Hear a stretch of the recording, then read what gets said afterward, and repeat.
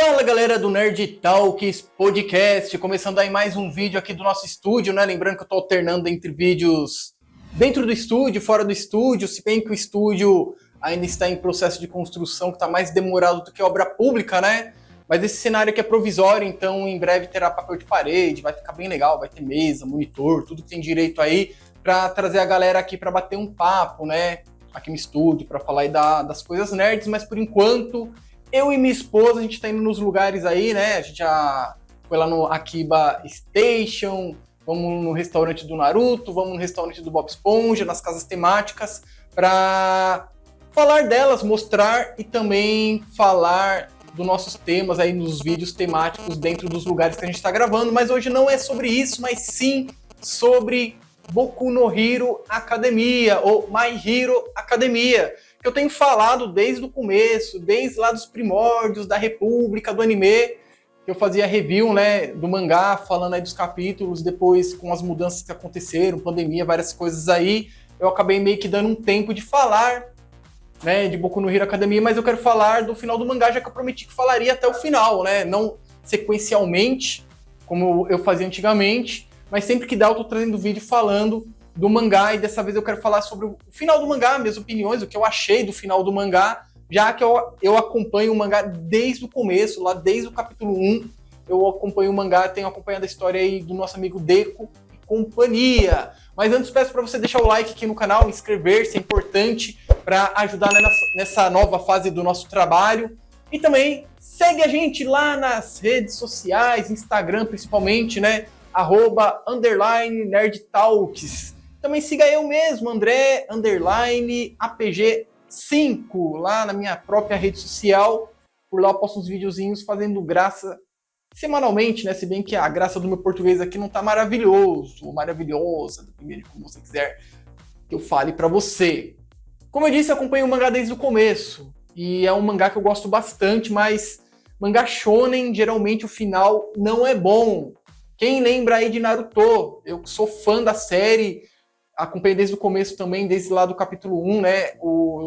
Tanto o anime como o mangá, a gente sabe que o final foi desagradável, tanto surgiu o Boruto. A gente tá vendo aí. Se bem que a história agora tá interessante, né? O tio Kishimoto tomou conta aí da história e ficou interessante a história novamente. Não naquele mesmo hype que eu gostava, mas menos pior do que era, na minha opinião.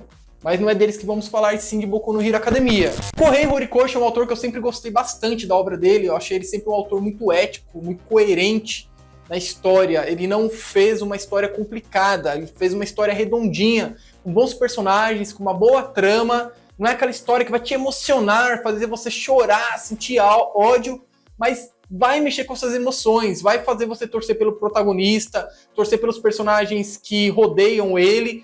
É uma história muito boa, eu sempre gostei, tanto que eu acompanho até hoje. E eu tinha uma certa, como que eu posso dizer, expectativa no final da obra, que o final seria bom, já que o Kohei disse lá nos primeiros capítulos do mangá, quando o mangá entrou no hype, a galera começou a procurar, ele começou a ficar famoso com o mangá, que ele já tinha o final pensado, ele já sabia como seria o final, e que esse final seria interessante. Então eu fiquei assim, tranquilo, falei, pô, primeiro autor que já tem um final pensado, então ele vai caminhar o enredo da história para que esse final aconteça, conforme ele imaginou. E se eu não me engano, no ano passado, retrasado, ele tinha dito que iria terminar o mangá naquele ano. Eu até fiz um vídeo falando, vai terminar o mangá esse ano, pelo caminhar, né, já estava já na guerra, né, dos heróis contra os vilões, né, contra o Tomura Shigaraki, também contra o Sensei, né, o All for One, a guerra já estava rolando. E até então, enredo, ok, tudo dentro dos conformes, na minha opinião, né? Heróis guerreando, um vilão muito FD. Ele até introduziu novos personagens, que era uma coisa que eu tinha falado também, né? Que eram os heróis americanos, a Star Unstrip, foi um dos personagens mais legais da série, apesar de ter tido pouco destaque, na minha opinião, aparecido por pouco tempo também. Foi uma heroína que marcou bastante, mostrou os outros países, né, principalmente os Estados Unidos, que lá há heróis e etc, até os filmes, né, a partir disso daí, vocês assistiram provavelmente. Então o enredo da história parecia interessante aí, o caminhar do final. Porém, Entretanto, com essa pausa dramática que eu fiz, eu particularmente falando, eu não gostei muito do final. Primeiro porque eu acho que se arrastou muito, acho que o Correio enrolou demais em algo... Porque você fala, não, André, mas foi rápido, comparado a outros mangás, foi bem rápido o final. E até aí eu concordo com você, talvez. Mas a história é simples, todo o enredo da história é simples. Boku no Hero, uma das qualidades desse mangá é justamente essa questão de não enrolar no enredo da história. Ser curto, grosso e direto. O Correio sempre foi assim na história. Ele nunca enrolou nos arcos, ele nunca ficou enchendo linguiça, sempre foi assim. Mas nesse final eu senti que houve um pouco de enrolação. Eu acho que alguns personagens ali que mereciam um pouquinho mais de destaque ele acabou deixando de fora. Mas isso é bem do Correio, que durante toda a obra ele fez isso, né? A gente viu aí com o Shoto Todoroki, foi um personagem que ficou num limbo praticamente aí todos esses anos de mangá sem o devido destaque. Até mesmo no final, na minha opinião também, eu acho que não foi dado o devido destaque para ele, apesar de mostrar a história dele, o desenvolvimento, o que ele fez no mangá, no final da história, o quanto ele foi importante, ele principalmente relacionado ao Dabi. Tudo isso é muito válido, é muito legal. Gostei da Ochako Uraraka, a luta dela com a Rimiko Toga, mas acho que também foi curto demais, podia ter esticado um pouquinho mais ali. Eu acho que a ênfase emocional daquela luta era muito boa, tinha um hype muito bacana, mas não me desagradou de forma geral.